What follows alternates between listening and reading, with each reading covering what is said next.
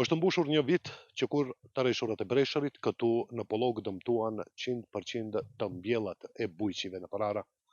Vizita pat si nga zëvendësministri i bujqësisë, po ashtu edhe nga institucionet e tjera, gjithsesisht drejtues të tyre, dhe po ashtu pati edhe shumë premtime. Megjithatë, bujqit thonë se sot e një vit kanë mbetur vetëm tek premtimet, ndërsa ata mezi i dalin në fund që të shlyejnë pagesat tek banatorët bujqësore që i morën në emër të shtetit, gjë se do të bëhet kompenzimi.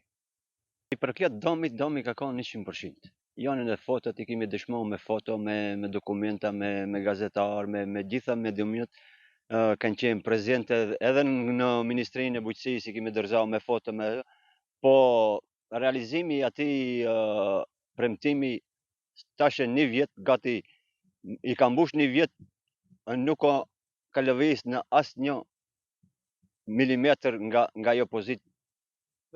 Vetëm premtime të kota nga ana e fatkeqësisë natyrore të cilët patëm vjet. Me 22/6 nga Breshri nuk kemi marrë asnjë ende të zhitura në borxhe nga viti i kaluar nëpër apatekat bujqësore të cilët kemi marrë plerat, farnat, materialet për mbjellje faktikisht ato i kemi të pashliera. Për fat keq premtime patëm, realizime s'ka. Ka qenë një vit si për ne dhe për krejt bujqet. Dëmtime kanë qenë 100%. Jemi në borxhe ende në apateka.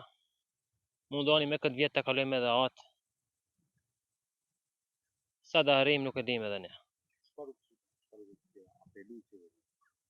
Ne kishim apeluar sa do pak bare që ato borxhe që i kemi të shlejen. Një vit pas dëmtimit të mbjellave në Tetov nga Breshëri, është kompletuar dosja e komunës së Tetovës dhe ka kaluar komisionin e shkallës së dytë të qeverisë. Lënda e dorëzuar nga komuna e Tetovës është e kompletuar dhe brenda ditëve do të informojë qeverinë për një gjë të tillë, me qëllim që më pas se qeveria të sjellë vendim për dëmshpërblimin e dëmeve të bujqve në bazë të ligjit për mbrojtje dhe shpëtim. Besoj që brenda muajit korrik qeveria do të sjellë vendim dhe më pas Ministria e Financave do të transferojë mjetet deri tek shfrytëzuesit. Në qershor të vitit të kaluar, qindra hektar toku shkatëruan nga Breshëri. Ministri i Bujqësisë Tripunovski premtoi kompensimin e dëmeve, ndërkohë nga bujqit kërkohet që të sigurojnë të mbjellat.